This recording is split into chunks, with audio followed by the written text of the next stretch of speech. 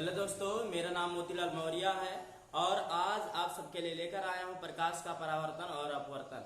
हाँ जी दोस्तों, आज प्रकाश के परावर्तन और अपवर्तन के बारे में समझेंगे। इस टॉपिक के बारे में क्या है, गोलीय दर्पणों द्वारा प्रतिबिंब बनाने के नियम कि गोलीय दर्पण चाहे वो अवतल दर्पण हो चाहे उत्तल दर्पण हो, उसमें कैसे प्रतिबिंब बनाया जाता है। उसके 3 रूल्स होते हैं, 3 नियम होते हैं। जिन बच्चों को सीरियल वाइज से प्रकाश का परावर्तन और अपवर्तन क्लास 10th के फिजिक्स के बारे में अगर समझना चाहते हैं शुरू से लेकर अभी तक, तो ये हमारे चैनल पे जाके ठीक है वो पढ़ सकते हैं।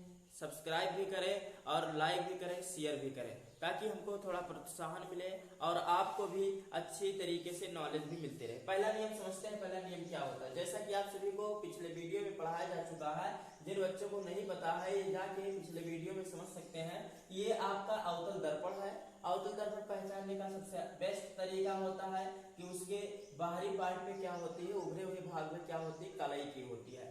ये आपका ये अवतल दर्पण का ध्रुव भी है। ये मुख्य फोकस या फोकस एफ है। ये उपकर्ता केंद्र क्या है, सी है। हर जगह यहाँ पी एफ सी मतलब पी जो होगा वो ध्रुव होगा, एफ जो होगा फोकस या मुख्य फोकस होगा, सी जो होगा उपकर्ता केंद्र होगा। ठीक है, क्या है पहला नियम क्या है, ये जो रेखा गई है उपकर्ता केंद्र सी से जो रेखाएं गई हैं इसे मुख्य अक्ष कहा जाता है। क्या कहा जाता है, मुख्य अक्ष कहा जाता है। तो पहला नियम यह है कि मुख्य अक्ष के समांतर आने वाली प्रकाश की किरणें, मुख्य अक्ष के समांतर आने वाली प्रकाश की किरणें अवतल दर्पण या गोलीय दर्पण में परावर्तन होने के पश्चात सदैव मुख्य फोकस से होकर जाती है। मैंने आपसे कहा पहला नियम क्या कहा, मैंने आपसे ये कहा कि मुख्य अक्ष के समांतर आने वाली तमाम प्रकाश किरणें उत्तल दर्पण या अवतल दर्पण में, अवतल दर्पण या उत्तल दर्पण में क्या होती है, परावर्तन होने के बाद मुख्य फोकस से होकर गुजर जाएगी। दूसरा नियम क्या है, दूसरा नियम समझते हैं।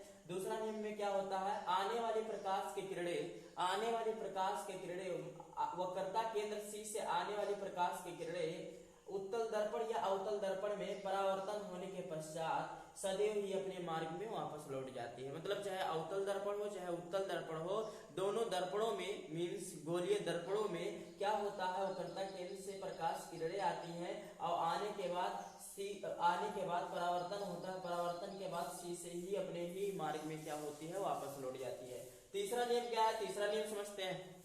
तीसरा नियम क्या है, तीसरा नियम यह है कि प्रकाश किरणें मुख्य फोकस से आने वाली, या ऐसा कह सकते हैं आने वाली प्रकाश की किरणें मुख्य फोकस से आने वाली प्रकाश की किरणें, मुख्य फोकस एफ से आने वाली प्रकाश की किरणें अवतल दर्पण में परावर्तन होने के बाद क्या होती है, मुख्य अक्ष के समांतर हो जाती है। तीसरा नियम, पहला दूसरा तीसरा नियम तीनों इंपॉर्टेंट है। ये नियम आप जब तक नहीं जान पाएंगे तब तक आप गोलीय दर्पणों द्वारा प्रतिबिंब बनाने का नियम मतलब जो होता है प्रतिबिंब बनाना होता है वो आप नहीं जान पाएंगे। तो जो मोस्ट इंपॉर्टेंट है 3 नियम है। पहला नियम मैंने क्या कहा, मुख्य अक्ष के समांतर आने वाली, पहला नियम मैंने कहा मुख्य अक्ष के समांतर आने वाली प्रकाश की किरणें उत्तल दर्पण या अवतल दर्पण में परावर्तन होने के बाद सदैव मुख्य फोकस से होकर गुजरती है। दूसरा नियम क्या है, दूसरा नियम है वक्रता केंद्र सी से आने वाली प्रकाश की किरणें अवतल दर्पण या उत्तल दर्पण से परावर्तन होने के बाद अपने ही मार्ग में वापस लौट जाती है। तीसरा नियम मैंने क्या कहा, मैंने कहा मुख्य फोकस से आने वाली प्रकाश की किरणें, मुख्य फोकस एफ से आने वाली प्रकाश की किरणें अवतल दर्पण या उत्तल दर्पण में परावर्तन होने के बाद सदैव मुख्य अक्ष के या मुख्य फोकस के समांतर हो जाती है। तो तीनों नियम जो है मोस्ट इंपॉर्टेंट है। इसको अगर आप जान जाते हैं तभी जो है आगे के टॉपिक के बारे में अच्छी तरीके से आप जान पाएंगे। इतने के लिए आज इतना ही रहेगा आप सबके लिए। आप सही तरीके से सही ढंग से इसको आप आज पढ़िए, तभी कल का टॉपिक आपको सब बेहतरीन तरीके से समझ में आएगा। Thank you.